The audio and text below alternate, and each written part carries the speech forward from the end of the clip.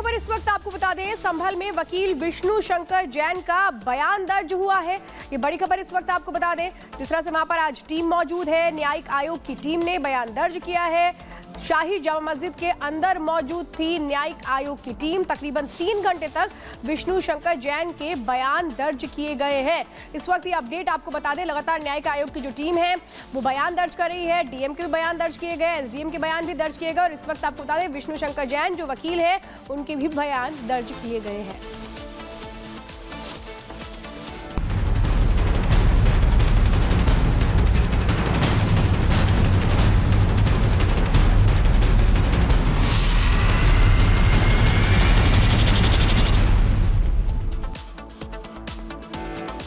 और अब बात दिल्ली के निजामुद्दीन में जो एक संदिग्ध शख्स पकड़ा गया है वो आतंकी है। आतंकी को जम्मू कश्मीर पुलिस की काउंटर इंटेलिजेंस टीम और दिल्ली पुलिस के साथ मिलकर गिरफ्तार किया गया है। 12 फरवरी को होटल में चेक इन किया था इसने। जानकारी के मुताबिक निजामुद्दीन के होटल में रह रहा था। इसका नाम परवेज बताया जा रहा है जो मूल रूप से जम्मू कश्मीर के श्रीनगर का रहने वाला है। संदिग्ध यहाँ एक शख्स के साथ आया था जिसने बताया था कि वो शॉल का व्यापार करता है।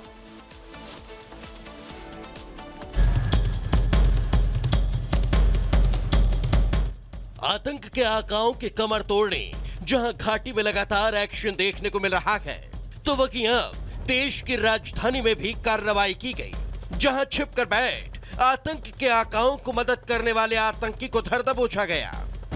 नाम परवेज अहमद खान, पता फारूक कॉलोनी, बेमिना, श्रीनगर। ये वो नाम है जो भारत में रहकर आतंकी संगठनों के साथ मिलकर देश विरोधी गतिविधियों को बढ़ावा देता था, जिसके खिलाफ देश की राजधानी दिल्ली में बड़ा एक्शन देखने को मिला।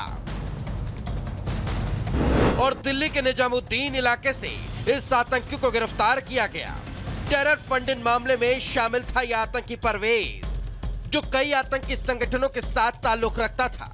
निजामुद्दीन के होटल में रहकर आतंकी परवेज आतंकी गतिविधियों को बढ़ावा दे रहा था। 12 फरवरी को परवेज ने होटल में चेक इन किया, जिसके बाद से दिल्ली में शॉल बेचने का काम कर रहा था। श्रीनगर की कोर्ट ने इसके खिलाफ गिरफ्तारी वारंट जारी किया था। आतंकी पर फरवरी 2024 में कई केस दर्ज किए गए थे। मतलब साफ है, आतंक के सफाई के लिए जारी एक्शन देश के कोने कोने में देखने को मिल रहा है। चाहे घाटी में छिपे पाक परस्त आतंकी हो या भारत के दूसरे हिस्से में पनाह लेकर छिपे आतंकी सहयोगी, देश की सुरक्षा एजेंसियां उन्हें चुन चुन कर कार्रवाई कर रही है ताकि कोई वतन विरोधी देश के सांस्कृतिक सौहार्द में जहर न घोल सके।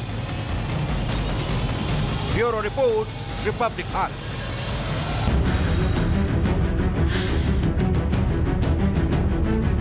एम्बुलेंस से लेकर आईटीबीपी की मदद ली जा रही है। आपदा प्रबंधन विभाग हमारा पूरी तरह से सक्रिय। हमारा प्रयास है कि सभी को सुरक्षित जल्दी से जल्दी बाहर निकाला जाए।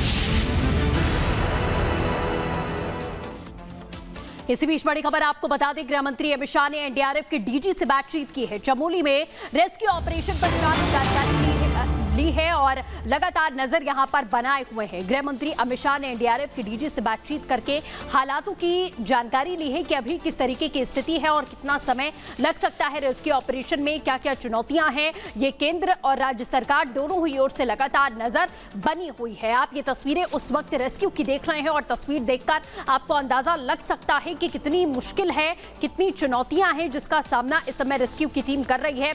एनडीआरएफ, एसडीआरएफ, आईटीबीपी, वायुसेना सभी की मदद इसमें ली जा रही है। और गृह मंत्री अमित शाह की तरफ से जो बातें हुई हैं वो साझा भी यहां पर की गई हैं कि किस तरीके से एनडीआरएफ के जो डीजी हैं उनसे बातचीत की गई। हर एक जानकारी, पल पल की अपडेट यहां लगातार ली जा रही है कि हालात जल्द से जल्द कैसे नियंत्रण में आए और 47 मजदूर जो अभी भी फंसे हुए हैं उन्हें कितनी जल्दी सुरक्षित बाहर निकाल लिया जाए, इसको लेकर रणनीतिबद्ध तरीके से कार्य लगातार प्रगति पर है। इससे पहले आपने देखा कि उत्तराखंड के मुख्यमंत्री पुष्कर सिंह धामी वो लगातार टीम के साथ में विचार विमर्श कर रहे हैं। रिपोर्ट्स जो तैयार की गई हैं उनको बताया जा रहा है कि कहां तक ये रेस्क्यू ऑपरेशन पहुंचा है, कौन कौन सी टीमें इसमें लगाई गई हैं। वायुसेना की मदद लगातार ली जा रही है ताकि रेस्क्यू ऑपरेशन को जल्द से जल्द यहां पूरा किया जा सके। और जो मजदूर फंसे हुए हैं अलग अलग जगहों पर माना जा रहा है कि ये मजदूर दबे हुए हो सकते हैं, क्योंकि 50 से ज्यादा जो मजदूर थे वो उस वक्त वहां कामकाज कर रहे थे।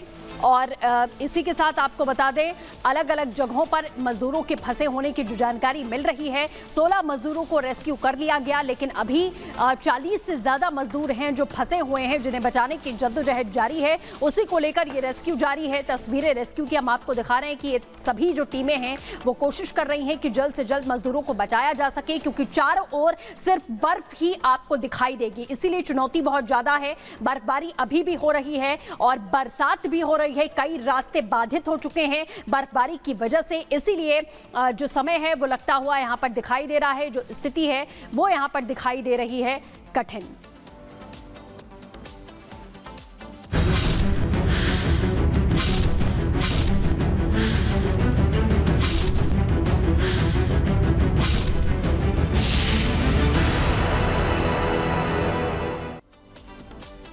हिंदी और हिंदी भाषियों से स्टालिन को आखिर क्या दिक्कत है जो बार बार भारत की भाषा के लिए जहर उगल देते हैं? ये कोई पहली बार नहीं है, इससे पहले भी कई बार अपमानजनक भाषा का इस्तेमाल स्टालिन हिंदी के लिए कर चुके हैं। एक रिपोर्ट देखिए।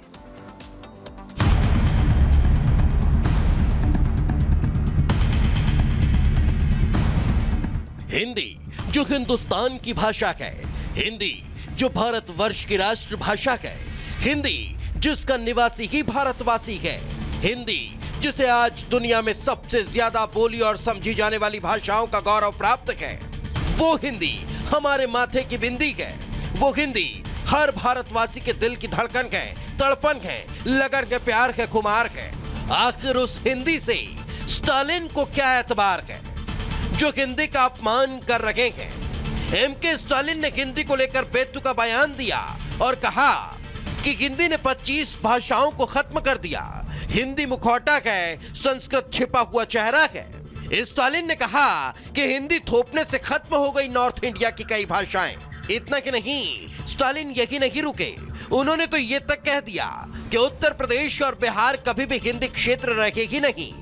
जिनके इस बयान की केंद्रीय मंत्री अश्विनी वैष्णव ने जमकर आलोचना की और लिखा कि समाज को बांटने के ऐसे थोथे प्रयासों से खराब प्रशासन कभी नहीं छिप पाएगा। यह जानना दिलचस्प होगा कि विपक्ष के नेता राहुल गांधी इस विषय पर क्या कहते हैं। क्या हिंदी भाषी सीट के सांसद के तौर पर वे इस बात से सहमत हैं जिस हिंदी को लेकर महात्मा गांधी ने कहा था कि हिंदी जनमानस की भाषा है? उस हिंदी पर स्टालिन की टिप्पणी न सिर्फ सोचने पर मजबूर करती है, बल्कि ये भी बताती है कि हिंदी को लेकर उनका ज्ञान भी उनकी राजनीति की तरह की सीमित है। मगर अब इस पर कांग्रेस नेता उदित राज की ये प्रतिक्रिया बताती है कि कांग्रेस तो स्टालिन से एक कदम आगे निकली।